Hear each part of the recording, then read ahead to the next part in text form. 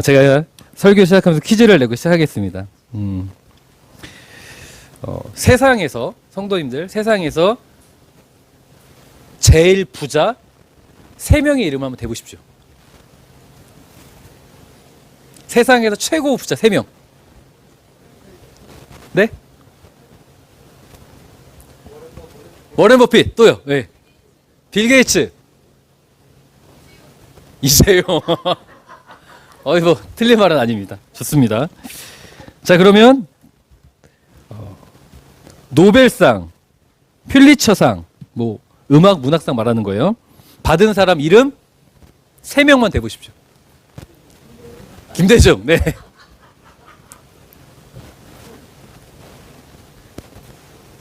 관심 없다. 이야, 좋습니다. 자, 그럼 마지막으로 한번 질문해 보죠. 성도님들 아카데미 영화상 아시죠? 지난 10년간 아카데미 영화상 받은 것 중에 기억나는 거 3가지만 대보십시오.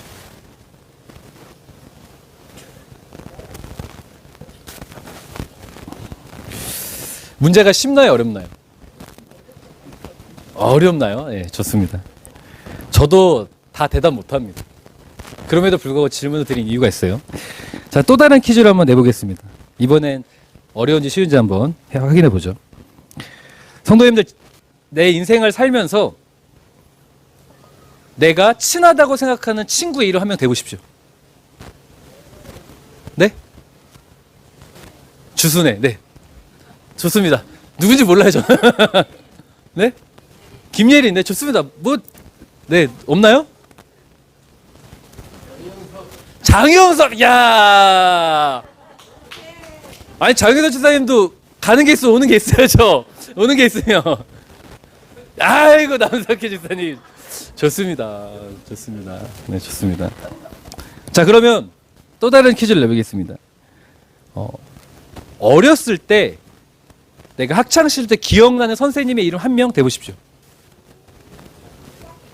오광희, 고광희 선생님. 네, 또요. 이균선 선생님. 네, 또요. 조태선 선생님. 아이고, 없나요? 기억나는 선생님. 저는 아주 김길태 선생님이라는 분이 아직도 기억이 나요. 김길태 선생님. 초등학교 4학년 선생님인데 그렇게 제 멱살을 잡고 벽으로 밀쳤던 선생님이 있었어요. 그렇게 폭력을 가하신 선생님이 기억이 납니다. 이게 없나요?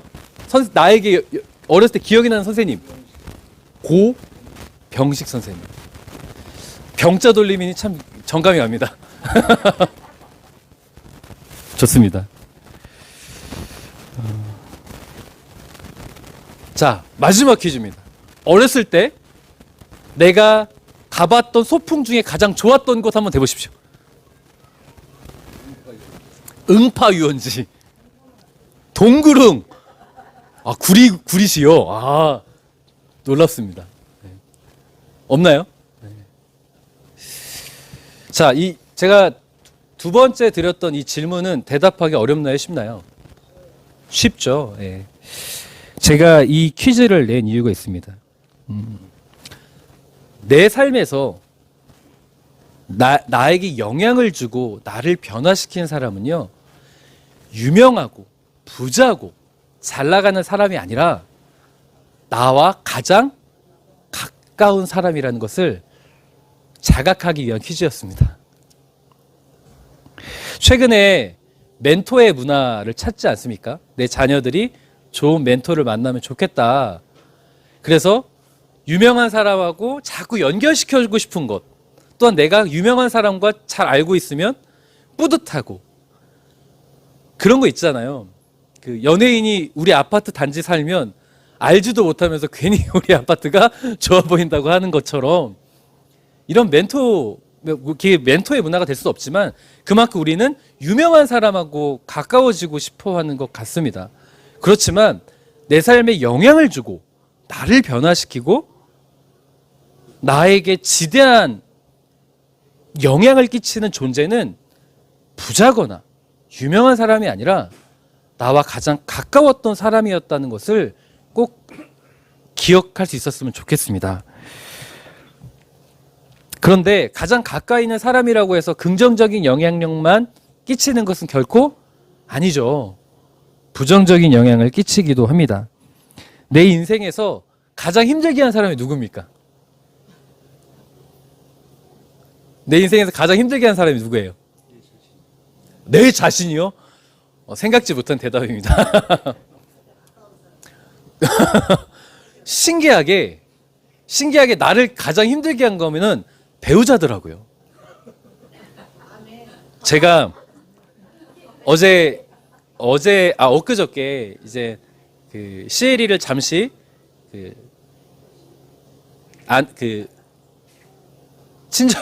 아내 친정에 맡겨놓고 둘이서 이제 1시간 정도 이제 산책을 했어요.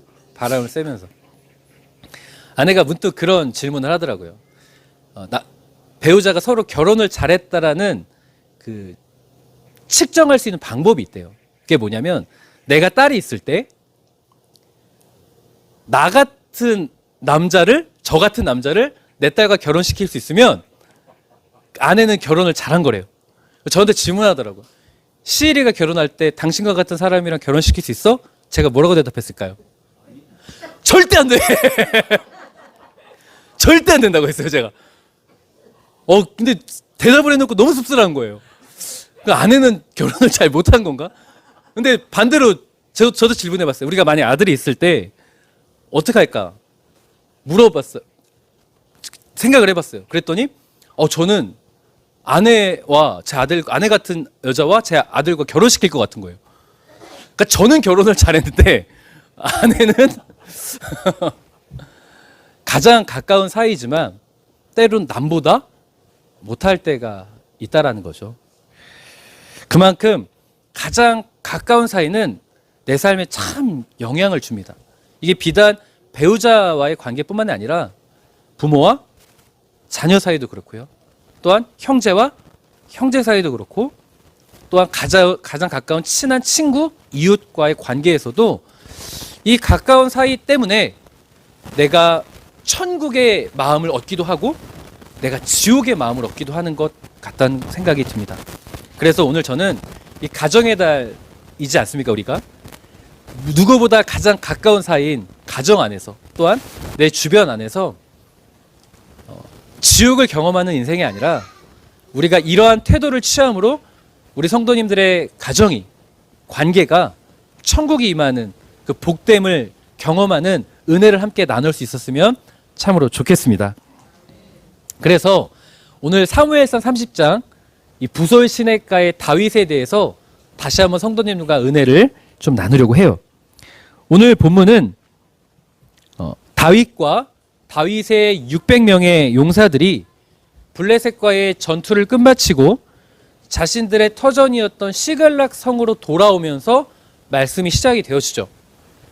자, 블레셋과의 목숨을 건 전쟁을 치르고 난 뒤 자신들의 터전이 시글락 성으로 돌아왔는데 정말 믿지 못할 광경을 목격합니다. 자, 사무엘상 30장 3절 우리 함께 읽을까요? 시작.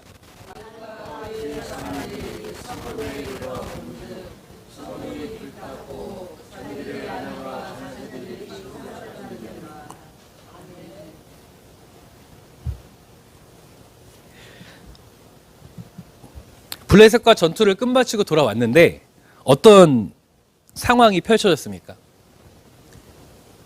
시글락 성에 살고 있는 나의 가족들이 나의 아내와 아녀자들과 자녀들이 어떻게 됐어요? 잡혀갔어요. 노예가 됐어요. 분탕질을 당했어요. 모든 것이 허물어졌고 폐허가 됐습니다. 그 마음이 어떠할까요? 참담하지 않겠습니까? 그런데 이 참담한 상황 가운데 만약 이런 상황이라면 다윗과 600 용사들은 어떤 사이일까요? 가장 가까운 사이일 수밖에 없어요. 성도님들 군대 갔다 온 우리 남자 성도님들 이런 표현 있죠. 남자들끼리 군인들끼리 어떤 애가 있다고 합니까? 전우애가 있다고 하지 않습니까? 오늘 권사님 어떻게 하셨어요? 전우애가 있다고 하지 않습니까? 왜냐하면 온갖 힘듦과 고생을 같이 한 사이는 정말 너무 가까워도 가까워질 수밖에 없는 사이가 돼요. 그리고 전쟁을 치르는 상황이고 내 그 이웃, 내 동료가 죽어가면 눈이 뒤집힌다고 해요. 그래서 어떻게든 내 동료를 도망가는 게 아니라 더 맞서 싸우고 동료를 구하려고 한다고 하죠. 그런 전우회가 있다고 해요. 자, 그러면 다윗과 600명의 용사들은 어떤 사이겠습니까? 누구보다 가장 가까운 사이일 수밖에 없어요. 전쟁을 치르고 돌아온 상황에서 분탕질을 당했고 아녀자들과 자녀들이 잡혀갔어요. 그러면 가장 가까운 사이면 서로 어떻게 해야 돼요? 서로 힘을 내고 위로하고 방법을 찾아야 하는 것이 맞지 않겠습니까? 가장 가까운 사이면 서로 그런 걸 기대하지 않겠습니까? 그런데 6절 볼게요. 함께 읽겠습니다. 시작.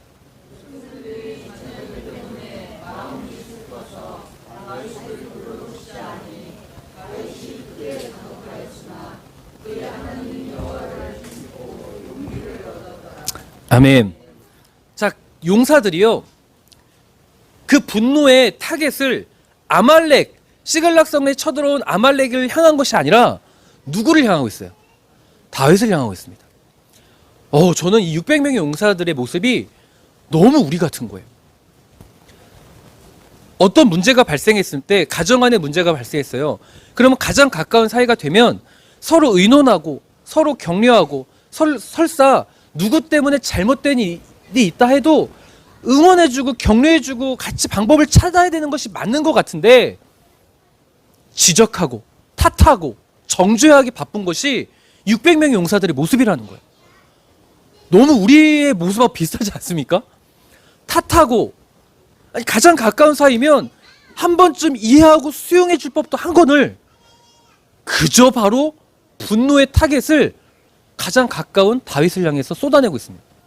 사실 다윗의 가족도 다 잡혀갔어요. 그러면 다윗의 심정은 어떠했겠습니까? 다윗도 좌절했고 낙심했어요. 그럼 다윗도 무엇을 기대했겠습니까? 지적받고 정죄받는 것이 아니라 다윗도 위로받고 싶었을 거예요. 다윗도 응원받고 싶었을 거예요. 그런데 다윗에게 찾아온 건 정죄예요. 돌로 쳐서 죽이려고 하는 거예요. 참 씁쓸합니다. 제가 최근에 즐겨보는 한 프로그램이 있어요. 어떤 프로그램을 제가 즐겨보냐면요, 오은영 박사의 결혼지옥이라는 프로그램을 제가 좀 즐겨봅니다. 뭐 TV 시간에 맞춰서 보진 않고요, 유튜브로 돌아다니는 짤 영상들을 좀 보게 되었는데, 굉장히 답답한, 제가 고구마 한 개를 먹고 소화를 못 시켰던 한 영상을 봤어요. 어떤 내용이었냐면, 남편이 배달기사 일을 하는 남편이 있었습니다. 남편이 배달기사 일을 하는데 가정에 빚이 있어요. 그러다 보니까 이 배달 일을 하면서 밖에서 배가 고파도 밥을 사 먹질 못해요. 배달 일을 하다가 잠시 집에 돌아와서 간단하게 끼니를 때우고 다시 일을 하러 나갑니다. 왜요? 돈을 한 푼 한 푼 아껴야 빚을 갚을 수 있을 거 아니에요.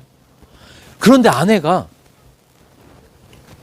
그런 빚이 있는 상황에서 점심에 친구들을 만나요. 스파게티를 시켜 먹어요. 스파게티가 17,000원. 그리고 커피숍을 갑니다. 커피 한 잔 아메리카 5,000원이에요. 거기서 커피만 먹어요? 조각 케이크 하나 시켜요. 5,000원이에요. 그 다 내용이 남편 카드 내역서가 띠링띠링띠링 문자로 오는 거예요. 남편이 뚜껑이 열리죠. 나는 돈을 아끼려고 이렇게 아등바등 사는데. 그래도 꾹 참았습니다. 그래도 이제 배가 고프니 또 일을 하다가 배가 고파 저녁 때가 됐어요. 집에 들어왔어요. 눈이 뒤집히는 상황이 목격됩니다. 아내와 아이들이 햄버거랑 치킨을 시켜 먹고 있다. 아내가 하는 말이 애들이 먹고 싶었대.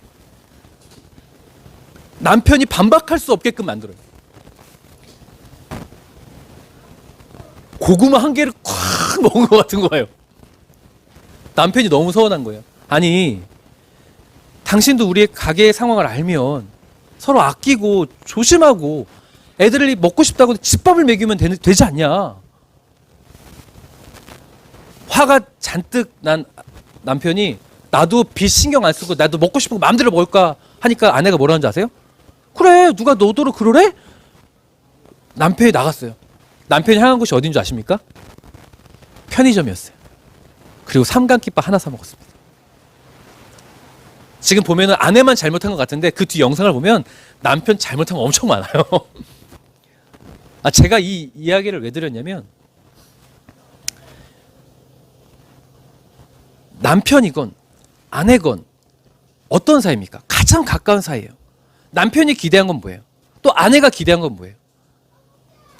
아내 입장에서는 내가 그래도 육아를 하면서 이렇게 힘든데 이 정도 남편이 날 이해해주면 안 되나? 그런 관점이었고, 남편은 내가 이렇게 아등바등 돈을 아끼려고 하는 거 안 보이나? 나를 이해해주길 바라는 거예요. 가장 가까운 사이면 사이일수록 이해와 수용이 있어야 되는데, 그 결혼지옥의 영상을 보니까 비난과 정죄가, 그거가 너무나 난무하더라는 거예요. 그 가정은 어떻게 됐을까요? 그 가정에 천국이 임했을까요? 난립니다. 이혼 한 해 만에 난리예요. 천국이 아니라 지옥이에요. 성도님들, 다윗도 600명의 용사 전우회가 있던 이들에게 서로 이런 걸 기대하지 않았겠습니까? 나를 좀 이해해주고, 나도 힘든데 같이 이 아말렉을 잡으러 가자라는 응원을 받고 싶지 않았겠습니까? 그런데 돌로 쳐서 자기를 죽이려 하니 얼마나 참담한 심정이었겠습니까? 그런데 다윗은 이들을 격려하고 이들에게 다시 응원을 해서, 알겠다. 그렇지만 우리가 빨리 아내들과 자녀들을 데리고 와야 되지 않냐 설득해서 이 아말렉을 추격하자고 설득을 합니다. 그런데 다윗의 참담한 심정이 한 번 더 발생을 하죠. 9절 함께 읽겠습니다. 시작.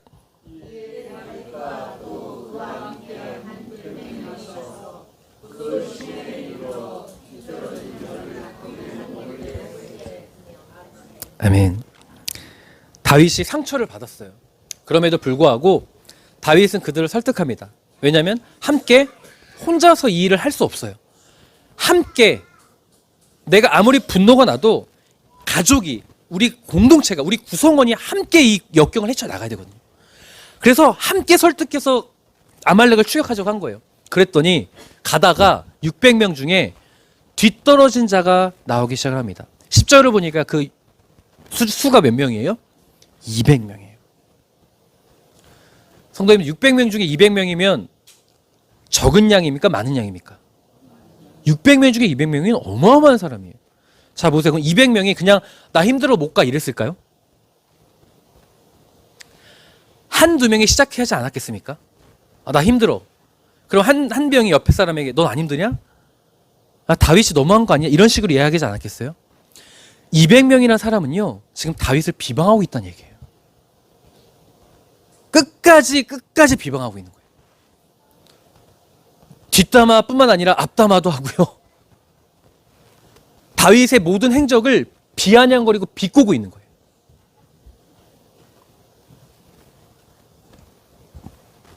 다윗 탓하는 것도 모자라서요, 이 모든 것이 다 다윗 때문에 비아냥거리고 다윗의 모든 하는 짓, 그 뒤에 이루어지는 다윗이 모든 하는 일들을 비아냥거려요. 우리가 그렇지 않나요?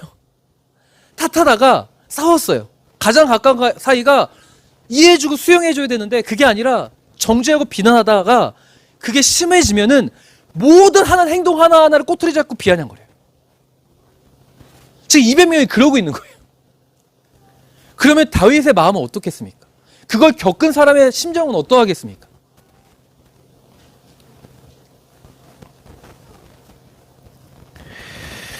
욥기에 이 다윗의 심정이 욥의 심정처럼 비춰지는 구절이 있어요. 욥기 19장 19절 함께 읽겠습니다. 시작. 나의 가까운 친구들이 나를 미워하며 내가 사랑하는 사람들이 돌이켜 나의 원수가 되었구나. 욥의 새 친구의 이름이 뭡니까? 성경 퀴즈 한번 내볼까요? 이 욥의 새 친구 이름 혹시 아십니까? 제가 죄인입니다. 제가 욥기 설교를 많이 안 했기 때문에. 엘리바스, 소발, 빌닷이라는 세 친구가 있어요. 욥이 고난을 받을 때 이 세 친구는 아주 율법에 능통한 학자들이죠. 하나님의 아는 지식이 많은 자들이에요. 누구를 정죄합니까? 욥을 정죄해요. 네가 신앙생활 제대로 안 해서 그래. 네가 말씀대로 안 살아서 그래. 욥이 듣다가 폭발하는 거예요. 아니 그래도 욥이 기대한 건 뭐예요? 친구들에게 가장 가까운 사이면 그 말이 틀린 게 아니에요. 욥이 들어도 욥의 친구들의 말이 틀린 건 아니에요. 그런데 듣다 보니까 미쳐버리겠는 거예요. 우리도 그렇잖아요. 가장 가까운 사이가 한두 번 나한테 그거 틀린 거야 말할 수 있어요. 근데 듣다 보면 미쳐버려요. 가장 가까운 사이에게는요, 비난, 그 사실을 나한테 이야기해 주기를 원하는 게 아니거든요. 나한테 자꾸 사실 이야기해서 뭐 어쩌라고요. 그게 지옥이 된다니까요. 말하는 사람은 천국이죠. 왜냐하면 비난하면 편하죠. 듣는 사람은 지옥이에요. 사실을 듣고 싶은 게 아니라 욥이나 다윗의 탄식을 보세요. 어떤 걸 듣고 싶냐? 사실을 자꾸 이야기하면 그는 나에게 원수가 된대요. 가장 가까운 사이에서 기대하는 건 뭐냐면 포용과 수용과 이해입니다.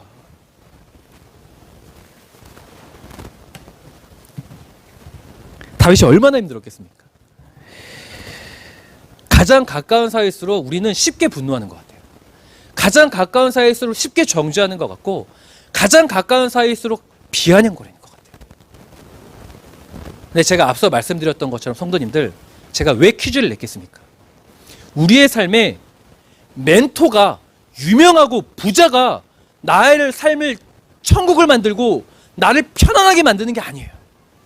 내 삶에 지대한 영향을 주고 나를 천국으로 만들고 나의 삶에 긍정적인 에너지를 주는 존재는 바로 그 사람이에요. 가장 가까운 사람. 그런데 우리를 한번 되돌아봤으면 좋겠어요. 이 가정에 달 때 우리가 나의 사랑하는 자녀들과 배우자와 또한 형제들과 나의 친한 가장 지인들에게 지옥을 주고 있는지 천국을 주고 있는지를 한번 점검해 볼 수 있는 시간이 되었으면 좋겠습니다. 아멘이 안 나올 줄 알았지만 이렇게 안 나올 줄 몰랐습니다. 찔리시나요?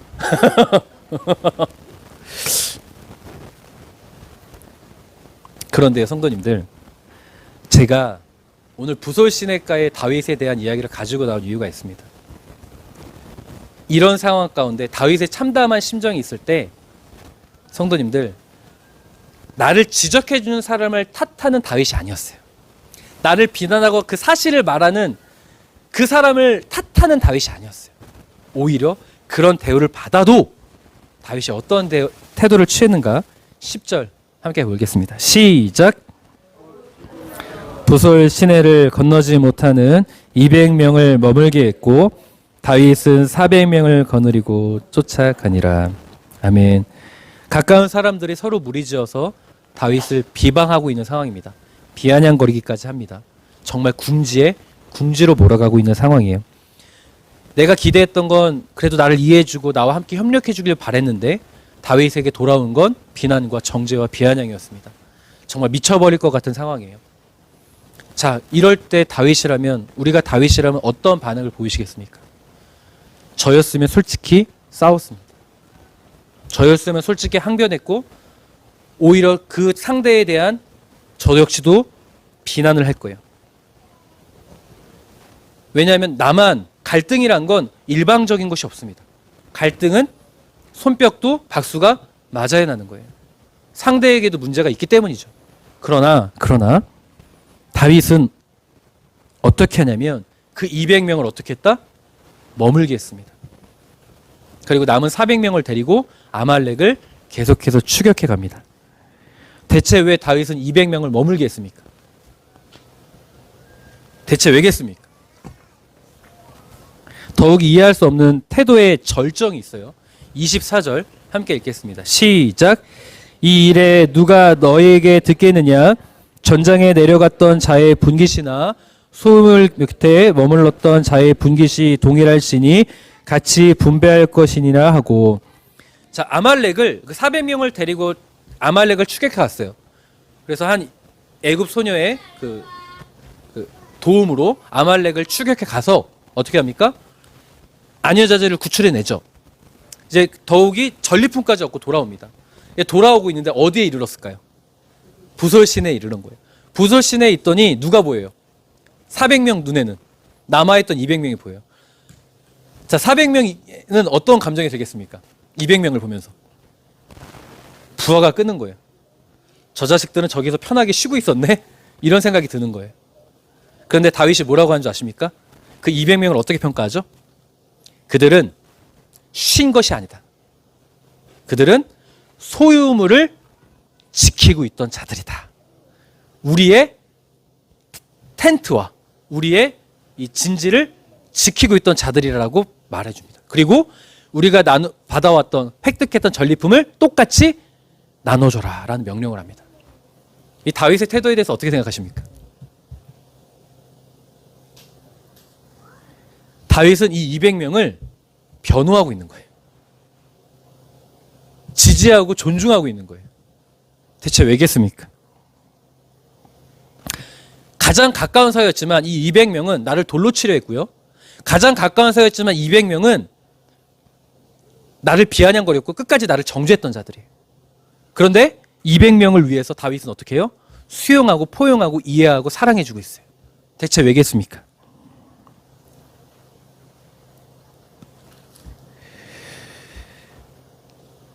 전 여기서 다윗이 하나님의 나라를 만들어가는 비밀이 있다고 믿습니다. 다윗은 이걸 깨달았던 자예요. 하나님 나라를 만드는 것이 어떤 것인지, 우리의 가정이, 내가 속한 공동체가 어떻게 해야 하나님 나라가 되는지, 천국이 임하는지를 알았던 자였기 때문이라고 저는 확신합니다. 다윗은 어떨 때 하나님의 나라가 임하는가, 그것을 시편을 통해서 끊임없이 고백하고 그의 인생을 통해서 끊임없이 고백한 것은 뭐냐면 하나님을 붙잡은 거예요. 다시약에서 하나님이 나를 어떻게 용서해 줬는지를 그는 체험한 자였거든요. 그렇기 때문에 이것이 사실보다, 그들이 나를 비난하고 정죄했던 사실보다 그가 더 높게 평가했고 높게 바라봤던 것은 하나님이 나를 용서해 주었듯이 이들도 하나님의 사랑으로 대해야 된다는 것을 그는 믿었던 자였기 때문이라는 건 저는 확신합니다.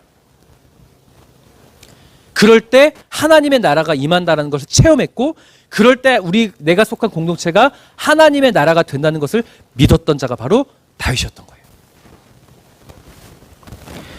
다윗도 사람이에요. 다윗도 분노가 없었겠습니까? 다윗도 화가 치밀었을 거예요.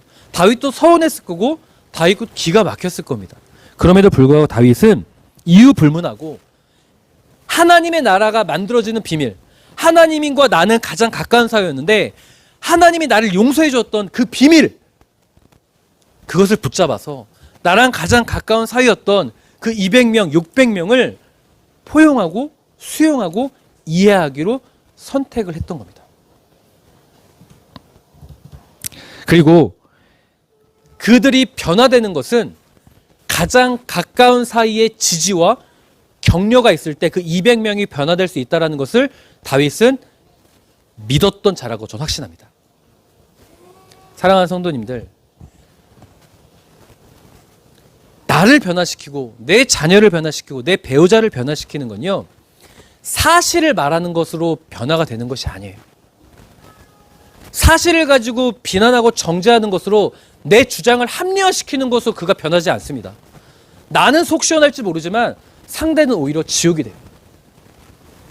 성경은 말하기를 그 사실을 말할 수는 있으나 진정한 사랑과 이해와 포용과 수용으로 그 사실을 말할 것을 촉구하고 있다는 것을 꼭 기억하셨으면 좋겠습니다. 다윗처럼 그들을 이해하고 수용하고 포용하는 태도를 취할 때 그 600명의 용사가 다윗의 나라, 하나님의 나라의 기초에 튼튼한 병사가 되었듯이 우리가 가장 가까운 사이를 지지해주고 격려해줄 때 우리의 가정이 하나님의 나라가 된다는 것을 꼭 믿으셨으면 좋겠습니다. 저는 우리 사랑하는 성도님들의 가정이 부솔 시냇가에 다윗의 은혜가 임했으면 좋겠어요. 그럴 때 다윗을 통해 600명의 용사가 하나님의 사랑을 발견하듯이 우리 사랑하는 성도님들의 가정 구성원 모두가 하나님의 사랑을 발견하게 될 줄 믿습니다. 그리고 더 나아가서 우리 교회가 다윗의 부솔 시냇가가 되었으면 좋겠습니다. 제가 특별히 오늘 이 말씀을 나눈 이유가 무엇이냐면 최근에 우리 교회 성도님들이 너무 많이 아파요.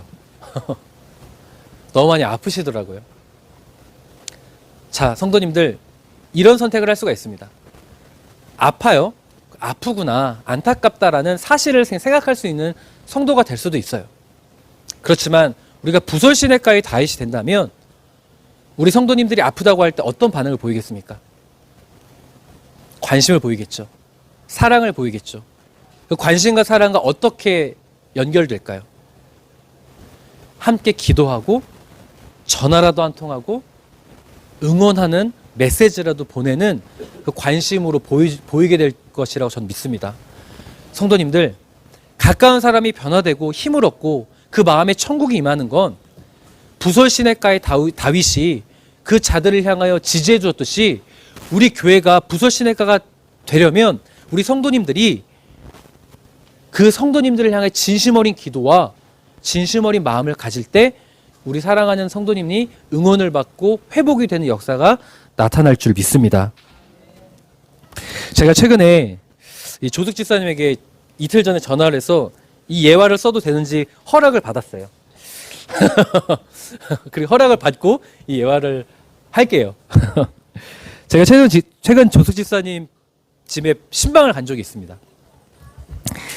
이 박판기 집사님께서 대상 포진으로 심하게 고생을 하셔서 아침에 마음에 감동이 오더라고요. 오늘 좀 찾아뵈서 기도해드리고 와야겠다라는 마음에 감동이 와서 그날 저녁에 빨리빨리 일을 하고 퇴근을 한 뒤에 일을 다 마치고 제가 저녁에 이제 박정수 집사님께 요청을 해서 같이 신방을 가게 됐었어요.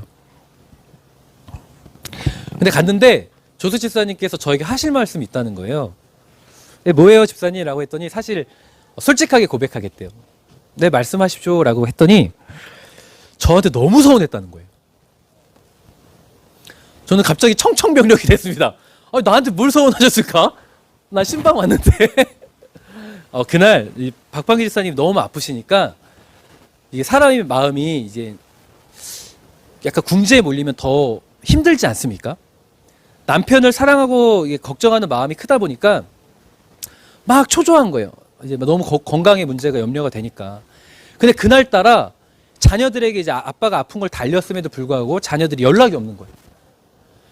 연락을 하더라도 되게 무성하게 느껴지고 좀 한 번쯤 와서 더 돌아봐주고 좀 이렇게 신경 써주면 좋으련만 이게 별로 관심을 보이는 것 같지 않아서 이 마음에 좀 속상함이 찾아오신 것 같아요. 그런데 그게 자녀들과 동시에 누구에게까지 연결됐냐면 저에게까지 연결이 된 거예요. 아니, 담임 목사님이라면 성도님이 아프면 좀 신경 쓰고 관심을 보여야 되는 거 아닌가? 라는 마음이 드셨던 거죠. 그런데 그래서 이 서운한 마음을 토로할 데가 없어서 예전에 우리 교회에 팥죽 써줬던 권사님 기억하세요? 네, 그 권사님한테 전화를 하셨대요. 권사님, 내가 마음이 너무 힘들어서 교회를 못 갈 것 같다고. 목사님 보면서 주일날 못 볼 것 같다고. 서운한 마음이 너무 커서.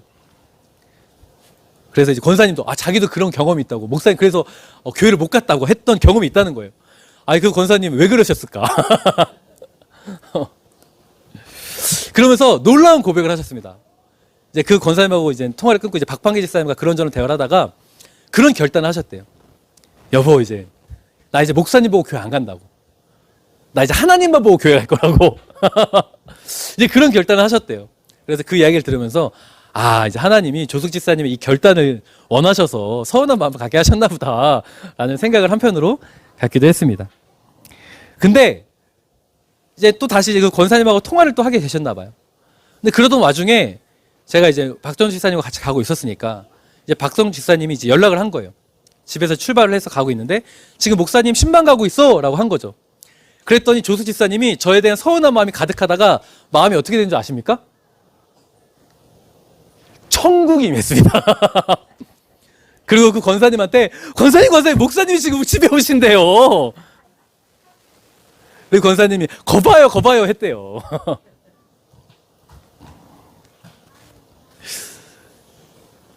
조수 집사님이 저한테 서운했던 마음이 눅눅듯이 사라지고 역시 우리 목사님은 그래도 관심이 있구나 라는 마음으로 바뀌셨다는 겁니다.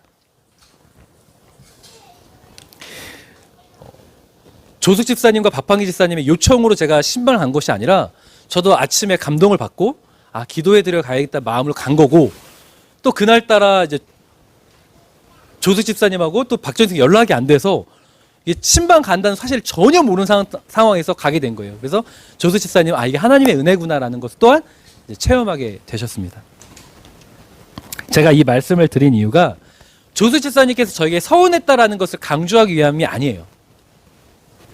제가 드리고 싶은 말씀은 뭐냐면, 가장 가까운 사이에는 이렇게 쉽게 서운할 수도 있고 분노할 수도 있다는 거예요. 우리가 그래요. 이게 나쁜 게 아니라 배우자끼리도 그렇고, 이게 심지어 자녀들한테도 그렇고, 형제끼리도 그렇고, 너무 가깝다 보면 그 마음이 쉽게 상하고 서운할 수 있습니다. 그게 우리의 마음이에요. 그런데 성도님들, 이 마음이 쉽게 천국이 될 수도 있어요.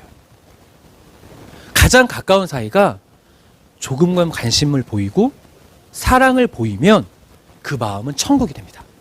제가 신방 간다고 하니까 천국이 됐거든요. 제가 관심이 있다고 생각이 드니까 조숙 집사님 마음에 천국이 임했어요.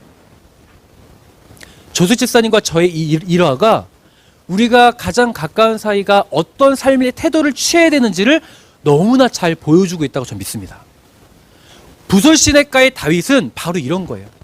대단한 것이 아니라 그저 사랑을 표현해주고 관심을 표현해주고 지지를 표현해주는 거예요.